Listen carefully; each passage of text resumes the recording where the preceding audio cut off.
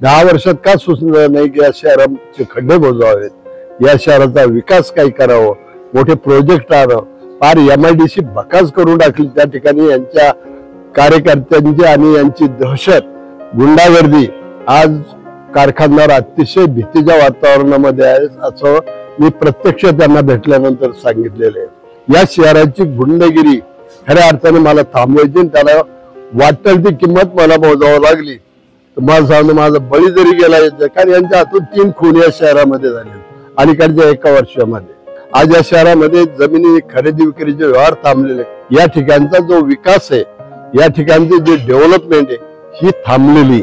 आणि तुम्हाला सांगतो कुठल्याही परिस्थितीमध्ये आज जे काही सत्तेचा उपयोग करून वेगवेगळे काळे धंदे या ठिकाणी सुरू केलेले कधी नव्हते, तरुण पिढी त्यांनी बिघडवली। लोकांना संरक्षण देण्याचं काम, शहर भयमुक्त करण्याचं काम अभिषेक निश्चितपणे निवडून आल्यानंतर करणारे। अभिषेक हा माझा एक वारसदार आहे। या ठिकाणचा हमालाचा प्रश्न फार जटिल होता, त्यांचाही प्रश्न विधानसभेच्या माध्यमातून मी मांडला। इतकंच नाही तर त्या माध्यमातून विकासाची कामं मार्गी लावली। गेले 40 वर्ष या शहरामध्ये सामाजिक राजकीय जीवनामध्ये पवार साहेबांच्या नेतृत्वाखाली मी काम करतो। मी पवार साहेबांचा निष्ठावंत कार्यकर्ता आहे। पवार साहेब सतत राजकारण करत नाही, आम्हाला सतत सांगतात 80% समाजकारण करा, 20% फक्त राजकारण करा। अभिषेकवर त्याच्या कार्यकर्त्याला सांगून हल्ला केला, हा माझा गुन्हा आहे, मी नगरकरांची क्षमा मागतो। हे लोकशाही मार्गाने कधी निवडून येऊ शकत नाही। तिसऱ्यांदा जर हा उमेदवार आला तर या शहराची लूट, या ठिकाणचा व्यापार बसलेला आहे त्याच्यामुळे। नमस्कार, न्यूज मॉल 18 मध्ये आपलं सर्वांचं सहर्ष स्वागत। तुम्ही पाहताय विधानसभेचं हे रणांगण आणि विधानसभेचं रणांगण पाहत असताना एक अशा व्यक्तीशी आपण बोलणार आहोत ज्या व्यक्तीनं बराच काळ हे राजकारण केलंय आणि ही जी मोठी पद आहेत, विधानसभेचं आमदाराचं जे पद आहे ते देखील उपभोगलेलं आहे। मात्र काळ बदललाय, तशी धोरणं बदललेली आहेत, परिस्थिती बदललेली आहे। मात्र असं म्हटलं जातं की जुनं तेच सोनं असतं। अशाच एका जुन्या माणसाशी आपण बोलणार आहोत, नगरच्या राजकारणाबद्दलच्या गप्पा मारणार आहोत आणि त्यांचं योगदान कसं राहिलंय याबद्दल देखील बोलणार आहोत। आता माझ्या समवेत आहेत महाविकास आघाडीचे उमेदवार अभिषेक कळमकर यांचे काका माजी आमदार दादाभाऊ कळमकर। खऱ्या अर्थानं दादाभाऊ कळमकर यांचं नगर शहराचं जे योगदान आहे ते वाखडण्याजोगं आहे आणि बऱ्याच गोष्टींवरती आज चर्चा होणार आहे। हा बदल कसा झालाय, पूर्वी काय होतं, या सगळ्या गोष्टींबद्दल बोलणार आहोत। दादाभाऊ, खूप खूप स्वागत आहे तुमचं। थँक्यू। आज विधानसभेच्या अनुषंगाने आपण पुन्हा एकदा बोलणार आहोत आणि सध्या महाविकास आघाडीचे उमेदवार म्हणून तुमचे पुतणे अभिषेक कळमकर जी उभे आहेत, या कळमकर कुटुंबाचं या नगरसाठी योगदान काय आहे बरं? कारण तुम्ही देखील आमदार राहिलेले आहात, काय कामं झाली आहेत, कशा पद्धतीचे योगदान आहे? एक तर सध्या मी 1972 साली खरं काँग्रेस पक्षाचा कार्यकर्ता म्हणून काम करत। त्या काळात आणि त्यापूर्वी रावसाहेब पटवर्धन साहेब असतील, अच्युतराव पटवर्धन साहेब असतील, श्रीकृष्ण निसळ साहेब असतील, मोतीभाऊ फिरोद्या, भाऊसाहेब फिरोद्या, बाळासाहेब भारदे, अशा मान्यवर नेत्यांचं हे शहर आणि त्यांनी या म्हणजे या शहराला खरी तर दिशा दिली होती। आज परिस्थिती अशी की मी आमदार झालो 1985 साली, तोपर्यंतही काही या शहरामध्ये काही अशी गडबड नव्हती। आज अलीकडच्या 3 वर्षामध्ये हे शहर विकास तर सोडाच, अभिषेक कळमकर हा माझा पुतण्या आता या ठिकाणी राष्ट्रवादी काँग्रेस पार्टी शरदचंद्रजी पवार साहेब पक्षाचे उमेदवार म्हणून या शहरामधून विधानसभा निवडणूक लढवत आहे। मग आता या ठिकाणी जे उमेदवार आहेत ते 10 वर्ष, त्यांचे वडील 12 वर्ष या शहराचे आमदार होते, त्यांनी एखादं तरी भरीव काम या शहरामध्ये काही केलंय का असं त्यांनी दाखव। आता रस्ते खोदून ठेवले, 150 कोटीच्या जाहिराती लावल्या, माझी खात्री आहे की त्यांना 34 कोटी रुपये आलेले आहेत, याच्यापेक्षा पुढे पैसा येणार नाही। आणि हे जे रस्ते आहेत हे यांचा पराभव झाल्यानंतर अर्धवट स्थितीमध्ये राहणार आहे। यापूर्वी त्यांना 10 वर्षात का सुचलं नाही की या शहराचे खड्डे बुजवावेत, या शहराचा विकास काय करावं, मोठे प्रोजेक्ट आणं, फार MIDC बकास करून टाकली त्या ठिकाणी यांच्या कार्यकर्त्यांची आणि यांची दहशत, गुंडागर्दी आज कारखानदार अतिशय भीतीच्या वातावरणामध्ये आहे असं मी प्रत्यक्ष त्यांना भेटल्यानंतर सांगितलेलं आहे। असं आहे की एक तर या MIDCला ग्रहणच लागलेलं आहे. पूर्वी वेगवेगळ्या अनेक पक्षाच्या या राज्यातल्या अनेक संघटना म्हणजे त्यांच्या जे काही मजूर संघटना असतात त्या संघटना आणि त्याच्यामधून जी अशांतता निर्माण झाली म्हणजे या ठिकाणी नवीन कारखाने आण्याचं त्यामुळे थांबलं. त्याही वेळेला थोडीफार गुंडागर्दी सुरू झाली. पण अलीकडच्या काळामध्ये MIDC असेल आज कामगाराला रात्रीचं शिफ्ट सुटल्यानंतर रस्त्यामध्ये लुटलं जातं, मारहाण केली जाते. हा पहिल्यांदाच प्रकार मला पाहायला. कोण येईल अशा शहरामध्ये? कोण कारखानदार इथं दहशतीखाली काम करणारे? आणि आहेत ते कारखाने सुद्धा बरेचसे गेलेले आहेत. गरवारे नायलॉन असेल, सह्याद्री असेल, असे अनेक नामांकित असे कारखाने इथून त्यांनी आज त्यांचा गाशा गुंडाळला. आणि ते औरंगाबाद असेल, नाशिक असेल, पुणे असेल या ठिकाणी काही आता अलीकडच्या काळामध्ये सुताला सुद्धा शिफ्ट झालेलं आहे. तर त्या बाबतीमध्ये माझं आणि अभिषेकचं धोरण आहे या कारखानदारांना पूर्ण संरक्षण द्यायचं. या शहराची गुंडगिरी खऱ्या अर्थाने मला थांबवायची. त्याला वाटेल ती किंमत मला मोजावं लागली तर मला सांगतो माझा बळी जरी गेला यायचा. कारण यांच्या हातून 3 खून या शहरामध्ये झालेले अलीकडच्या 1 वर्षामध्ये. मग अशा परिस्थितीमध्ये आपल्याला लोकांना संरक्षण देणं गरजेचं आहे. त्यांच्या पाठीमागे उभं राहणं गरजेचं. कारण यांच्या माध्यमातून जमिनी, प्लॉट, घर यांची एवढी दादागिरी करून ते त्यांनी ताबे मारले आणि ताबा गँगच या शहरामध्ये तयार आहे. लोकांमध्ये भीतीचं वातावरण. आज या शहरामध्ये जमिनी खरेदी विक्रीचे व्यवहार थांबलेले का?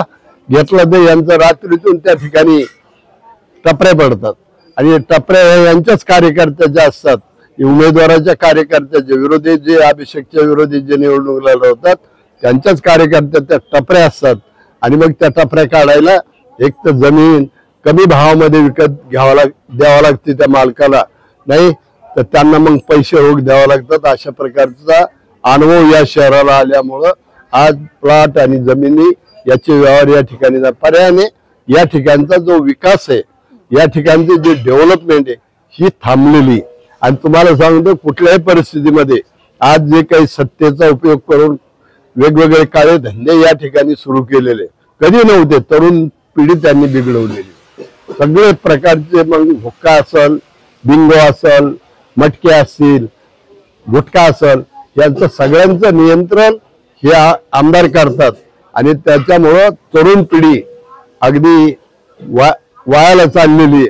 ही भीती या शहरातल्या पालकांच्या मनामध्ये की उद्या आपली मुलं कोणत्या मार्गाला जातील. कारण एकदा त्यांच्या तावडीमध्ये तो मुलगा गेला की तो त्यांचा गुलाम झाला. त्याचा वाटेल तसा दुरुपयोग करून घ्यायचा. त्यांच्याकडून गोरगरिबांना हाणामाऱ्या करून घ्यायच्या. राजकीय विरोधकांवर त्यांच्यावर हल्ले करायचे आणि एक आपली दहशत बसवायची. मला नाही वाटत की राज्यामध्ये असं शहर असेल की इतकी दहशत, एवढी गुंडागिरी ही फक्त अहमदनगरमध्ये, मुंबईला सुद्धा नाही, पुण्याला सुद्धा नाही. अशा प्रकारची परिस्थिती आज या शहरामध्ये. आणि ते थांबवणे पूर्णपणे लोकांना संरक्षण देण्याचं काम, शहर भयमुक्त करण्याचं काम अभिषेक निश्चितपणे निवडून आल्यानंतर करणार आहे. त्याच्यासाठी अहमदनगर वासियांनी अभिषेकला आपला आशीर्वाद द्यावा. त्याला या शहराचा आमदार होईल निवड. कारण अभिषेक हा माझा एक वारसदार आहे. आणि मी काय काम केलं, मी 85ला विधानसभेवर पवार साहेबांच्या आशीर्वादाने एस काँग्रेस मधून आमदार झालो. त्यानंतरच्या 5 वर्षामध्ये एक नाही शेकडो प्रश्न, तारांकित प्रश्न असतील, त्याच्यानंतर तातडीचे प्रश्न असतील, वेगवेगळ्या विषयावर राज्याच्या आणि शहराच्या जिल्ह्याच्या विषयावर त्या ठिकाणी अनेक प्रश्न मी विधानसभेत मांडले आणि तडीला नेले. या ठिकाणचा हमालाचा प्रश्न फार जटिल होता. त्यांचाही प्रश्न विधानसभेच्या माध्यमातून मी मांडला. इतकंच नाही तर त्या माध्यमातून विकासाची कामं मार्गी लावली. या उलट या आता सध्या असलेले उमेदवार त्यांनी तोंड सुद्धा साधं 5-10 वर्षामध्ये विधानसभेत उघडलेलं नाही. आणि मग कशा करता आमदार कशा करता असतो, आपल्या मतदारसंघाचे, आपल्या जिल्ह्याचे प्रश्न त्या ठिकाणी मांडून ते विकासाचे प्रश्न असतील किंवा काही आणि वेगवेगळे सामाजिक प्रश्न असतील, हे प्रश्न मार्गी लावायचे असतात. परंतु हे बाहेर एवढे बोलतात, परंतु विधानसभेमध्ये मात्र यांचं तोंड उघडलेलं नाही. त्यांनी दाखवा, माझ्याकडे रेकॉर्ड आहे, मी किती काम केलं विधानसभेमध्ये. आता असं आहे की राजकारण हे प्रवाही असतं. त्यावेळच्या प्रवाही राजकारणामुळं माझा पराभव झाला, परंतु मी त्याची काही कधी पर्वा केली नाही. आणि आतापर्यंत गेले 40 वर्ष या शहरामध्ये सामाजिक राजकीय जीवनामध्ये पवार साहेबांच्या नेतृत्वाखाली मी काम करतो. मी पवार साहेबांचा निष्ठावंत कार्यकर्ता आहे. अनेक लोक पवार साहेबांकडे आले, मोठमोठे लोक आले, फायदे करून घेतले आणि सत्ता पवार साहेबची गेली की निघून गेलेले. पण मी पवार साहेबाला सोडलं नाही. अनेक सत्तेची प्रलोभन माझ्या समोर आली, पण पवार साहेबांसारखा दृष्टा नेता, या महाराष्ट्राचं सगळ्या समाजाचं सगळ्या धर्माचं हित पाहणारे, विकासाचं दृष्टी असणारं हे नेतृत्व असल्यामुळं मी पवार साहेबाला सोडलं नाही. आणि आज पवार साहेबांचं नेतृत्व लोकसभेच्या निवडणुकीमध्ये आता आपल्याला पाहायला मिळेल की 10 पैकी 8 जागा निवडून आले. एक जागा आमची 15 मतांनी गेली, ती पिपाणीमुळे गेलेली. नाही तर एवढा रेट जो आहे यशाचा रेट हा दुसऱ्या कुठल्याही पक्षाला, सत्ताधारी पक्षाला सुद्धा मिळाला नाही. का? लोकांचा विश्वास आहे पवार साहेबांवर. पवार साहेबांनी गेल्या 50 वर्षामध्ये या राज्यामध्ये जे काम केलं, देशामध्ये तर करा, देशात गेल्यानंतर त्यांनी जे आता देशातली कामं या ठिकाणी सांगण्याची वेळ नाही, परंतु त्या केंद्रीय मंत्री असताना, संरक्षण मंत्री असताना, कृषी मंत्री असताना त्या ठिकाणी आज जेवढं काम त्यांनी केलं ते सगळं समाजाच्या हिताचं काम केलेलं आहे. आणि पवार साहेब सतत राजकारण करत नाही. आम्हाला सतत सांगतात 80% समाजकारण करा आणि 20% फक्त राजकारण करा. त्याच्यामधून समाजाचे प्रश्न मार्गी लागतील. कोणाला विरोधाकरता विरोध करायचा नाही, अशा प्रकारची वेळ. आज काय या शहराचं राजकारणाचं गुन्हेगारीकरण झालेलं आहे. अभिव्यक्ती स्वातंत्र्याचा संकोच झालेला आहे. हिंद सेवा मंडळासारख्या संस्था खाजगी लोकांच्या ताबेमारीमुळं मनपाचा कारभार गेले 10 वर्षापासून यांच्या ताब्यामध्ये आहे. आमदारांच्या काय केलं त्यांनी? काही केलं नाही. त्यानंतर 74ची घटना दुरुस्ती झाली, त्याची अंमलबजावणी सुद्धा या ठिकाणी केली. कर्मचाऱ्यांचा 7वा वेतन आयोग आमच्या खासदार निलेशजी लंके साहेब यांच्या पाठपुराव्याने या किती वर्ष झाले सगळ्यांनी 7वं वेतन आयोग कर्मचाऱ्यांना दिला, परंतु या महानगरपालिकेने दिला नव्हता. कारण का? तो निधी त्यांना जर तो वाटला किंवा त्यांचे हक्काचं असं नगरपालिकेमध्ये होते, घरातली नोकरी घरात वारसदारालाच दिली पाहिजे, पण तो नंतर कायदा लाड समितीने मंजुरी दिली, समिती नेमली शासनाने आणि त्याप्रमाणे शासनाने मंजुरी दिली. त्याचा आम्ही आता GR सुद्धा आणलाय, परंतु दर महिन्याला 1.25 कोटी रुपये जास्त द्यावं लागेल. पण ते जर तिकडे गेले काय कर्मचारी, तर इकडे जे काही भ्रष्टाचार चालतो ते करायला संधी मिळणार नाही महानगरपालिकेमध्ये. अशा प्रकारचं धोरण राजकारण. अभिषेक महापौर होता 11 महिने या ठिकाणी, परंतु अतिशय उत्तम काम केलं. कोणाची तक्रार नाही, आमच्या कुटुंबाच्या विरुद्ध भ्रष्टाचाराचा एक आरोप नाही, गुन्हेगारीचं म्हणून असं आमचं कुठं रेकॉर्ड नाही, आम्ही काही केलं नाही. उलट यांच्यामुळेच काही ठिकाणी आम्हाला यांना साथ द्यायची म्हणून त्याचा त्रास झालेला आहे. अभिषेक किंवा आम्ही राष्ट्रवादी काँग्रेस पार्टीमध्ये होतो. नंतर आता त्याच वेळेला त्याने अभिषेकवर त्याच्या कार्यकर्त्याला सांगून हल्ला केला. नंदनवन हॉटेलच्या त्या ठिकाणी पवार साहेबांची सभा झाली आणि ती सुटल्यानंतर म्हणून आम्ही त्यांच्यापासून फारकत घेतली. खरं पाहिलं हा माझा गुन्हा आहे, मी नगरकरांची क्षमा मागतो. ही मंडळी घरी बसली होती 2003 साली. आज हे जे या ठिकाणी एवढं अवडंबर माजवतात, यांचे पिताश्री गुलमोहर रोड वगैरे त्या भागामध्ये नगरपालिकेच्या निवडणुकीला उभे होते, परंतु त्यांची एवढी दहशत, एवढा कार्यकर्त्याचा संच असताना एक तरुण कार्यकर्ता एकटा, फक्त विनय पाऊल बुद्धे एकटा फिरत होता, तरी त्यांनी 2000 मतांनी त्यांचा तिचा पराभव केला. अशी यांची कीर्ती आहे. हे लोकशाही मार्गाने कधी निवडून येऊ शकत नाही. माझी जनतेला विनंती आहे, आज हे लोकशाही मार्गाचा अवलंब करून हा बदल आपल्याला या शहराचा करायचा. आणि इथं जर आता चुकलं, तिसऱ्यांदा जर हा उमेदवार आला, तर या शहराची लूट, या ठिकाणचा व्यापार बसलेला आहे. त्याच्यामुळं व्यापारी इतक्या दहशती आले की व्यापार बोलू शकत नाहीत आणि बाहेरचे लोक सुद्धा येऊ शकत नाही. इथला बाजारपेठेतला व्यापार फार कमी झालाय. त्याचे कारण या लोकांच्या दहशतीच्या, गुंडगिरीचा, आणि त्याचा बंदोबस्त हे आम्ही करणार आहोत. पाण्याची जी योजना आहे त्याला 15 वर्ष झाले, त्याच्यात एवढा मोठा भ्रष्टाचार केला. खाजगी अनेक पॉलिटेक्निक आहेत, पण तिथे गेले डोनेशन द्यावं, भरमसाठ फी द्यावी लागते. सर्वसामान्य माणसाला, गरिबांच्या मुलांना तिथं प्रवेश मिळू शकत नाही. आणि तो मिळावा म्हणून पॉलिटेक्निक आज 500 विद्यार्थी त्या ठिकाणी शिक्षण घेत आहेत. त्याचा मला फार मोठ्या प्रमाणात तारकपूरचं एसटी स्टँड या भागाची गरज, कारण हे भाग वाढतोय म्हणल्यानंतर माळीवाडा स्टँडवर त्या ठिकाणी जाणं आणि येणं, रात्रीचं विशेष करून स्त्रियांना उपनगरामध्ये जाण्यात फार अडचणी होत्या. म्हणून या ठिकाणी मी एक तारकपूरला एसटी स्टँड मंजूर केला आणि ते पूर्ण केलं आणि कार्यरत सुद्धा केलेलं आहे. मी जोपर्यंत आहे तोपर्यंत एक चुकीचा पाऊल सुद्धा त्याच्याकडून पडू देणार नाही अशी मी नगरकरांना ग्वाही देतो. आज जर कोणाला विचारलं तुम्ही कोणाला मत देताल, सरळ सरळ कोणी लगेच सांगणार नाही, पण खाजगीमध्ये आम्हाला ते सांगतात आम्ही तुतारीला मत देणार आहोत. आज सगळे गुन्हेगार आज मोकाट सुटलेले आहेत. सत्ता असल्यामुळे अधिकारी सुद्धा काही करू शकत नाहीत. आज लोकांचे मोडते पाडले जातात, लोकांना धमक्या दिल्या जातात, लोकांचे जीवन हराम केलेले या आमदारांनी. खून करणारे, त्याच्यानंतर हाफ मर्डर करणारे आज त्यांचे कार्यकर्ते, यांना जसे 10-10, 15-15 गुंड घेतल्याशिवाय घराच्या बाहेर पडता येत नाही. मी कधी पडलो नाही आणि गेलं नाही तरी मरण कधी येतं. अशा या पवित्र गुंडांच्या हाताने आलं तरी मला काय वाटतं. प्रचंड मताने अभिषेक या मतदारसंघामध्ये 23 तारखेच्या निकालामध्ये विजयी होईल अशा प्रकारचा माझ्या अनुभवावरून मी सांगतो. दादा भाऊ, या सगळ्या गोष्टींबद्दल तुम्ही बोलताय, सगळ्या गोष्टी आहेत, तुमचं आधीचं काही ज्ञान आहे, तुम्ही अनुभव घेतलेले आहेत, या सगळ्या गोष्टी आहेत.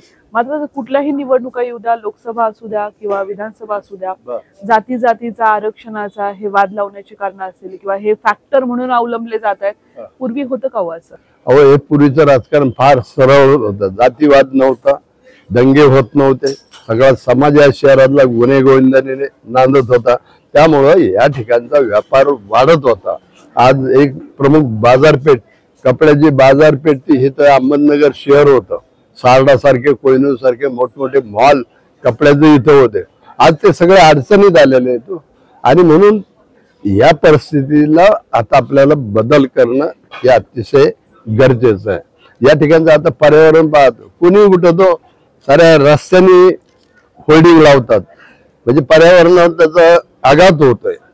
पक्षी असतील, हवामान असेल, याच्यामध्ये बिघाड होतो. कारण या ठिकाणी होणारं प्रदर्शन या जे काही बोर्ड लावले जातात त्याच्यामुळं रोखलं जातं आणि म्हणून याला सुद्धा कुठंतरी पायबंद बसला पाहिजे.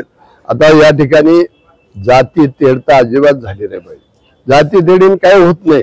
या ठिकाणच्या दैनंदिन जीवनामध्ये, सर्वसामान्य माणसाच्या जीवनामध्ये त्या ठिकाणी अडथळे येतात. गरिबाची उपासमार होते, धार्मिक काही कटकटी झाल्या तर, आणि त्या होऊ नये असा प्रयत्न मी माझ्या काळामध्ये सातत्याने केला. माझे सहकारी होते, स्वर्गीय शंकरराव गोले नगराध्यक्ष होते, खांद्याला खांदा लावून आम्ही इथं काम करत होतो. त्या काळामध्ये अशा प्रकारचे काही आम्ही घडू दिलं नाही आणि त्यामुळेच मी आमदार झालो, शंकरराव गोले नगराध्यक्ष झाले. आमच्या यस काँग्रेसच्या माध्यमातून भाजपच्या मदतीने या ठिकाणी आम्ही नगरपालिकेची सत्ता घेतली होती. मी आमदार झाल्यानंतर मी जे काही या शहराच्या विकासाचं काम केलं शासनाच्या माध्यमातून, कारण हे शहर जरा ग्रोथ याचं शहराचा लोकसंख्येचा वाढायला लागला होता, पाण्याची फार गरज होती, पाणी कमी पडत होतं. पहिल्यांदा बूस्टर योजना महाराष्ट्र शासनाच्या माध्यमातून सुरू केली, तर ती झाल्यानंतर काही काळातच शहर इतकं वाढायला लागलं की मग त्याच्यामुळं मला दुसरी पाईपलाईन योजना पवार साहेब मुख्यमंत्री असताना त्यांच्या माध्यमातून इथं मंजूर करावं लागेल. त्याचं काम पूर्ण केलं आणि त्याचा फायदा शहराला झाला. या उलट या आमच्या उमेदवार आणि उमेदवाराचे पिताश्री यांनी फेज 2 नावाची केंद्र सरकारची पाण्याची जी योजना आहे त्याला 15 वर्ष झाले, त्याच्यात एवढा मोठा भ्रष्टाचार केला. ते जे काम दिलं ते तापी कंस्ट्रक्शन दिलं. तापी कंस्ट्रक्शननी स्वतः काम घेतलं नाही. या ठिकाणी जो जकात नाक्याची वसुली करत होता त्यांनी ते काम घेतलं, कारण त्याला काम दिलं म्हणजे मोठ्या प्रमाणात त्या ठिकाणी भ्रष्टाचार झाला आणि ज्याला अनुभव नाही त्या कामाचा अशा माणसाला दिल्यामुळे 15 वर्ष ही योजना रखडलेली. आज त्याचे पाईप शहरामध्ये काळे पाईप टाकलेले आहेत परंतु जोडणी नाही. अजून टाक्या जे बांधल्यात त्याच्यामधून त्याला पाणी देता येईना अशा प्रकारची परिस्थिती या मंडळींनी करून घेतलेली. याच्यानंतर बालिका आश्रम ते सावेडी नाका इथपर्यंत हा ग्रीन झोन होता आणि शहर वाढतंय म्हटल्यानंतर या ठिकाणी लोकांना रहिवाशाकरता जागा पाहिजे, जागा मिळावी, पण ते तोपर्यंत त्या ठिकाणी ग्रीन झोन असल्यामुळं बांधकामाला परवानगी मिळत नव्हती. मी आमदार झालो त्यावेळेला हा ग्रीन झोन उठवला आणि आज हे शहर सावेडीपणा आपल्याला पाहायला मिळत. सावेडीच्या पुढं सुद्धा या दोन्ही या बाजूनी सुद्धा शहरात लोकांना जवळ मिळालं, गोरगरिबांना घरं मिळाली.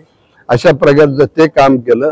मी ज्या वेळेला विधानसभेमध्ये वेगवेगळ्या लिटरेचर आम्हाला मिळत असतं, आमच्या तिथे एक खण असतो प्रत्येक आमदाराचं नाव असतं, त्याच्यामध्ये रोज आमची विधानसभा असते त्यावेळेला लिटरेचर येऊन पडतं. त्याच्यामध्ये मला असं लिटरेचर पाहायला मिळालं की अनेक जिल्ह्यामध्ये पॉलिटेक्निक इंजिनिअरिंग कॉलेज गव्हर्नमेंटचे झाले आणि गव्हर्नमेंटचं कॉलेज म्हणल्यानंतर मेरिट इन प्रवेश असतो, म्हणजे गरिबाचा हुशार मुलगा असेल तर त्याला तिथं प्रवेश मिळू शकतो. आणि त्या परिस्थितीमध्ये मग आता काय करायचं, त्याला केंद्रात पुढून आम्हाला जरा सहकार्य पाहिजे होतं. तत्कालीन खासदार स्वर्गीय बाळासाहेब विखे हे जरी राजकीय आमचं त्यांचं शक्य नसलं तर त्यांच्याकडे गेलो, त्यांना विनंती केली, त्यांनी सहकार्य केलं आणि नगरला पॉलिटेक्निक कॉलेज या ठिकाणी अनेक गरिबांना ते विना डोनेशनचं. आता असा एक पॉलिटेक्निकला जायचं म्हणलं तर बुद्धिमत्ता लागतेच, पण त्या मेरिटनीच त्या ठिकाणी गव्हर्नमेंटचं नो डोनेशन, त्यांची काही थोडीफार फी असते, गव्हर्नमेंटची फी नसते. याच्या उलट खाजगी कारणाकडे जर गेले, या जिल्ह्यात असे खाजगी अनेक पॉलिटेक्निक आहेत, पण तिथे गेले डोनेशन द्यावं, भरमसाठ फी द्यावी लागते. सर्वसामान्य माणसाला, गरिबांच्या मुलांना तिथं प्रवेश मिळू शकत नाही आणि तो मिळावा म्हणून पॉलिटेक्निक आज 500 विद्यार्थी त्या ठिकाणी शिक्षण घेत आहेत. त्याचा मला फार मोठ्या प्रमाणात तारकपूरचं एसटी स्टँड या भागाची गरज, कारण हे भाग वाढतोय म्हणल्यानंतर माळीवाडा स्टँडवर त्या ठिकाणी जाणं आणि येणं रात्रीचं विशेष करून स्त्रियांना उपनगरामध्ये जाण्यात फार अडचणी होत्या. म्हणून या ठिकाणी मी एक तारकपूरला एसटी स्टँड मंजूर केलं आणि ते पूर्ण केलं आणि कार्यरत सुद्धा केलेलं आहे. मी ग्रामीण भागात माझ्या मतदारसंघामध्ये, या मतदारसंघामध्ये गोरगरिबांच्या दृष्टिकोनातून त्यावेळेला सर्वसामान्य आर्थिक परिस्थिती, सामान्य माणसाची मागासवर्गीय असो किंवा कोणी असो, परिस्थिती एवढी चांगली नव्हती त्यावेळेला. आज सुधारणा काही प्रमाणात शिक्षणामुळं, नोकऱ्यामुळे झालेली. मग काय, त्यांना कुठंतरी पाहुणे आले, त्यांची कुटुंब वाढली, तर एक रात्रीचा एक कुठंतरी निवारा मिळावा म्हणून प्रत्येक मागासवर्गीय वस्त्यामध्ये मी त्यावेळेला त्या ठिकाणी आमच्या आमदार निधीमधून मी त्यांना तिथे इमारती बांधून दिल्या. त्याचा फार चांगल्या पद्धतीने लोक आज उपभोग घेतात. इतकंच नाही तर शिक्षणाच्या बाबतीमध्ये त्यावेळेला जसजशी लोकसंख्या वाढते असं लक्षात आलं, त्यावेळेला त्यांना नवीन जे काही विनाअनुदानित विद्यालय या ठिकाणी निघाले त्यांना मान्यता त्यांनी फक्त सांगितलं की मी मुंबईला जायचो आणि त्यांच्या घरपोच ती मान्यता आणून द्यायचो, म्हणजे त्यांच्या विद्यालयात आणून द्यायचो. असे अनेक विद्यालय आहेत आणि म्हणून प्रत्येक गोष्टीकडे माझं बारीक असं लक्ष होतं. इतकंच नाही तर तुम्हाला सांगतो, या ठिकाणी सद्भावना, जाती आणि धार्मिक तणाव जो नेहमी करण्याचा प्रयत्न होतो तो होऊ देणार नाही, याची मात्र मी गॅरंटी देतो. यानंतर पवार साहेबांच्या मदतीने नवे रोजगार म्हणजे काय, नवीन कारखाने थोडेफार मोठमोठे आल्याशिवाय नाही, मग त्यांचा जागेचा प्रश्न आहे. शासनाने 600 एकर जमीन नवीन देऊ केलेली, त्याचं फक्त हस्तांतर अद्याप झाले नाही. ते हस्तांतराचं काम लवकर करून या ठिकाणचा औद्योगिकरण कारखानदारी वाढण्याच्या दृष्टिकोनातून निश्चित, कारण परवा आम्हीची जी मिटिंग झाली MIDCची, त्यामध्ये त्या कारखानदारांनी, त्या अधिकाऱ्यांनी मागणी केली. मी त्यांना पण त्या भीतीच्या वातावरण, जसं नगर शहरात भीती आहे, आज जर कोणाला विचारलं तुम्ही कोणाला मत देताल, सरळ कोणी लगेच सांगणार नाही, पण खाजगीमध्ये आम्हाला ते सांगतात आम्ही तुतारीला मत देणार आहोत. हे शहर बदलायचंय, या शहराची गुंडगिरी थांबवायची, भीती घालवायची, याच्यासाठी आम्ही अभिषेक कळमकरला मत देऊन त्यांना निवडून आणणारे अशा प्रकारचे. दादा भाऊ, झोपडपट्ट्यांचा विषय आहे. झोपडपट्ट्या आपल्या इथल्या डेव्हलप आहेत का? केल्यात का डेव्हलपमेंट? काही केलं नाही. माझ्या काळानंतर मी त्या वेळेला झोपडपट्ट्यामध्ये ज्या काही प्राथमिक सुविधा लागतात, पाणी, वीज, लाईट आणि रस्ते, हे त्या काळामध्ये मी बहुतेक झोपडपट्ट्यामध्ये ते काम केलं. परंतु त्यानंतरच्या काळामध्ये त्यांना येणारा झोपडपट्टी विकासाचा निधी, त्या निधीचा दुरुपयोग झाला. खऱ्या अर्थाने त्या शासनाची योजना चांगली, परंतु या ठिकाणी असणारे लोक त्यांनी त्याचा दुरुपयोग केला आणि आहे त्याच्यामध्ये गेल्या 30 वर्षामध्ये काही बदल झाले. खरं पाहिलं तर शासन, केंद्र सरकारची योजना आहे झोपडपट्टीवासियांना, बेघरांना घरं दिली पाहिजेत आणि म्हणून त्यांचे पैसे येतात. पण ही महानगरपालिका इतकी रद्दड आहे की या महानगरपालिकेने आपल्या 2-3 इमारती बांधल्या. एक वेळचा तर निधी परत गेला 1-1.5 वर्षापूर्वी, परंतु या अधिकाऱ्यांनी, या जे काही सत्ताधारी, त्यांनी त्याच्यामध्ये काही प्रयत्न केले नाही. खरं पाहिलं तर या झोपडपट्टी निर्मूलनासाठी केंद्र सरकारच्या योजना आहेत, राज्य सरकारच्या योजना आहेत, त्यांना सुद्धा हे केलं, मदत केली पाहिजे. घरं नवीन वसाहती झाल्या, मुंबईला झाल्या, पुण्याला झाल्या, वेगवेगळ्या जिल्ह्यामध्ये झाल्या, परंतु हे शहर त्या बाबतीमध्ये फार कमी पडलेले. त्या बाबतीमध्ये मी लक्ष घालणार आहे. आता पूर्वी काय होतं की नगर शहराला लगत रामवाडी असेल, अशोका हॉटेलचा परिसर असेल, कौलारो असेल, ही सगळी आर्मीची जागा आहे आणि मग त्या आर्मीच्या जागेचं सुद्धा त्या ठिकाणी डेव्हलपमेंट, खरं तर दुसरीकडे जागा शोधायची, लांब जायचे कारणच आहे. एवढी मोठी जागा रामवाडी असेल, कोटला असेल, ही सगळी आर्मीच जागा आहे आणि आता त्याचं हस्तांतर लवकरच महानगरपालिकेमध्ये होत आहे. ती एकदा महानगरपालिकेमध्ये जागा आली की मग त्या झोपडपट्ट्याचं निर्मूलन, त्या ठिकाणी निर्मूलन त्याने काढायचं नाहीये, त्यांचा विकास करायचा. त्या ठिकाणी आता मुंबईला त्या ठिकाणी मोठमोठे इमारती बांधून देतात, त्या ठिकाणी त्यांना घरं दिली जातात. तसं या ठिकाणी सुद्धा तशा पद्धतीने अभिषेक जाईल. अभिषेकचा एक शांत स्वभाव, गुंडागर्दी नाही, भ्रष्टाचार नाही, कोणाला आतापर्यंत तो ब्रश शब्द बोलला नाही, असा उमेदवाराची खऱ्या अर्थाने गरज आहे. माझ्या मार्गदर्शनाखाली मी जोपर्यंत आहे तोपर्यंत एक चुकीचा पाऊल सुद्धा त्याच्याकडून पडू देणार नाही, अशी मी नगरकरांना ग्वाही देतो. दादा भाऊ, जुने राजकारणी मंडळी असतील, तुम्ही झालं, तुम्ही बऱ्याच जणांची नावं घेतली, माझे खासदार दादा पाटील शेळके असतील, तुम्ही सगळी मंडळी प्रचार करताना तुमची एक काय गणित होती? तुम्ही स्वतः प्रचाराला जायचे. अगदी मी असं ऐकलं की दादाभाऊ पाटील जे शेळके आहेत ते स्वतः चणे फुटाणे खाऊन लोक सायकलवरती प्रचार करायचे. आता प्रचार कसा सुरू काय होतं? मी लहानपणी पाहिलं, अगोदर खेडेगावात असताना त्यावेळेला विधानसभेचा उमेदवार उभा राहिला किंवा त्याचे कार्यकर्ते सायकलवर यायचे आणि गावामध्ये चक्कर मारून ते त्यांच्या त्या पक्षाचा प्रचार करायचे. इथं आल्यानंतर सुद्धा या ठिकाणी हे आज ज्या गोष्टी चालल्यात, ज्या निवडणुकीमध्ये ज्या गोष्टी होऊ नये त्या जे काही घडतायत आणि काही अनेक राजकारणी पैसे टाका आणि पैसे काढा त्याच्याकरता वाटेल ते वेगवेगळे मार्ग ते शोधतात.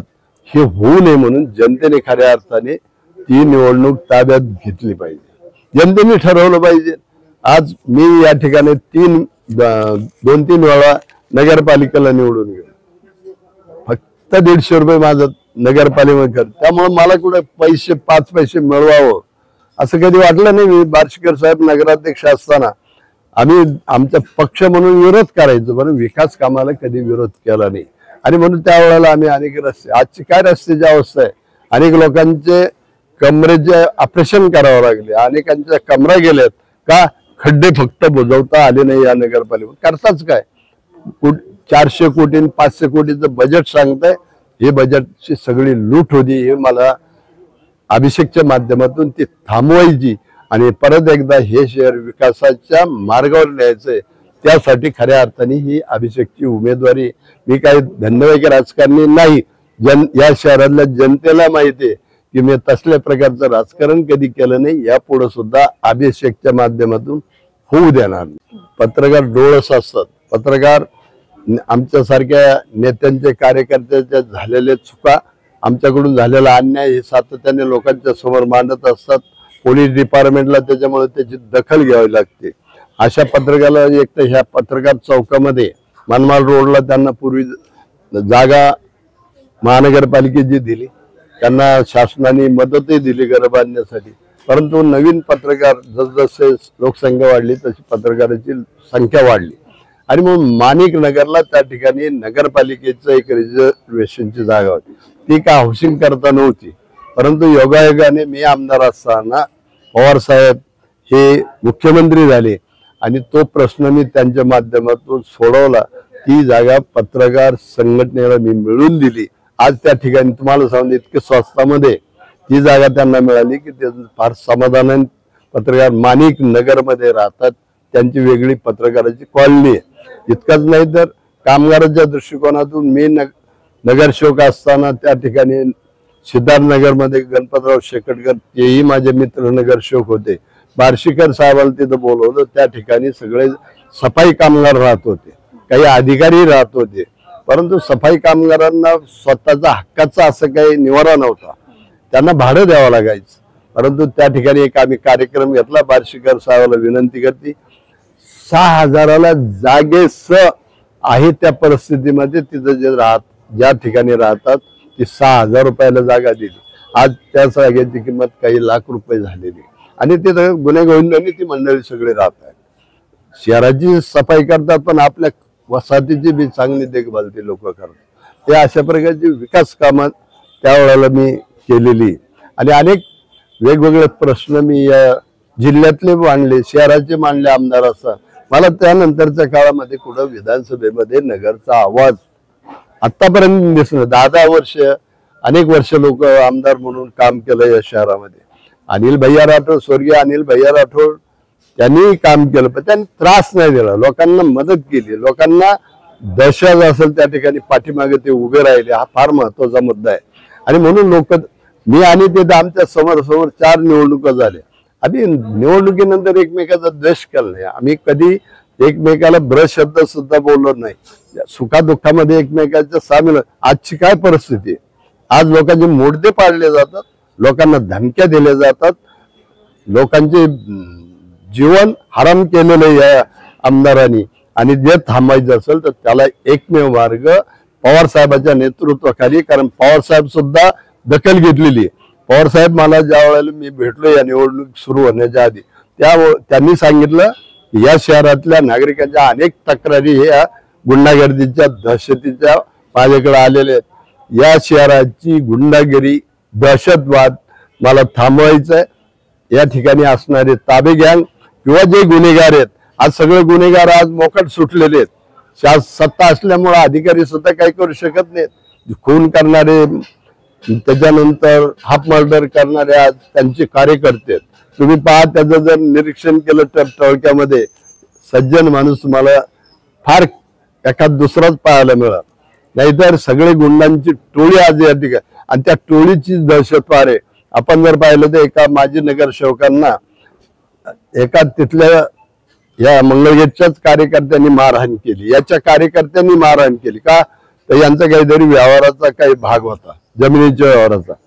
अहो त्याच्याबरोबर असणाऱ्या कार्यकर्त्याला लोकसेवा हॉटेलच्या समोर दिवसा डावळ्या याच्या गुंडांनी, अगदी टीव्हीवर आलं होतं, आपल्या सगळ्या वाहिन्यावर आलं होतं, याच्या गुंडांनी लाकडाने त्या ठिकाणी मारहाण केली. गरीब माणूस होता आणि तो काय फक्त आपला टेम्पो चालवत होता, कंप्लेंट सुद्धा देऊ शकला नाही. बरं पोलीस त्या ठिकाणी गेले, 2 तास त्यांना घालावं लागले, कारण पोलिसांची सुद्धा नामुष्की की एवढं होऊन सुद्धा पोलीस त्याच्यामध्ये काही करत नाही, ही त्यांच्यावर आरोप होऊ नये म्हणून त्यावेळेला त्यांनी ती दिली, बाईट दिली, त्यांना जबाब दिला. तुम्हाला सांगणं एवढी भीती, माणसं मारतायत, माणसं मरतायत.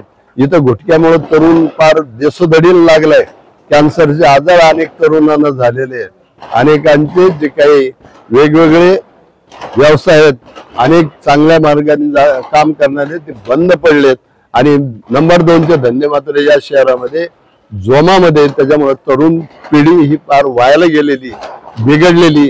दादाभाऊ, तुम्ही एवढं सगळं सांगताय, एवढी गुंडागर्दी आहे, खुलेआम सांगताय की खून पडत आहेत, इथे लोकांना दमबाजी केली, या सगळ्याच्या समोर अभिषेक कळमकरांना तुम्ही उभे करताय, काय भावना आहेत, काय आव्हान करणार? काय नाही, मला हे शहर बदलाय. या शहराची मला जे आजचं राजकारण पाहायला मिळतं. त्या राजकारणाच्या आडून जी काही दिवसा ढवळ्या खून आणि रस्त्यावर दिवसा हाणामारीची घटना घडतायत ते संपवण्यासाठी मी अभिषेकला या ठिकाणी उभं केलंय. आणि या शहराच्या जनतेला मी हात जोडून विनंती करतो की आपल्याला या शहराचा बदल करायचा, औद्योगिकरण वाढवायचं, रोजगार वाढवायचा, व्यापार उद्योग वाढवायचा आहे. आणि म्हणून अभिषेकला मी उभं केलं. अभिषेकला काही दृष्टी MBA झाकले, समोरचं पाहिलं तर 4थी 5वी शिकलेला उमेदवार 10 वर्ष या ठिकाणी काम करतो, परंतु MBA झालेला अभिषेक महापौर असताना जे उत्तम काम केलं तशाच प्रकारचं काम आमदार झाल्यानंतर सुद्धा करेल. म्हणून माझं जनतेला आव्हान आहे, तो माझा एकुलता एक वारस या ठिकाणी उभा केला. गुन्हेगारी आहे, तुम्हाला भीती वाटते कधी अभिषेकच्या बाबतीत? कधीच नाही, मी कधीच भेट नाही, काय नाही. माझे अरुण जगतापच्या आणि माझ्या समोरासमोर 2 निवडणुका झाल्या. मी एकटा आज तरी माझ्या कार्यकर्ते पाठबळ आहे.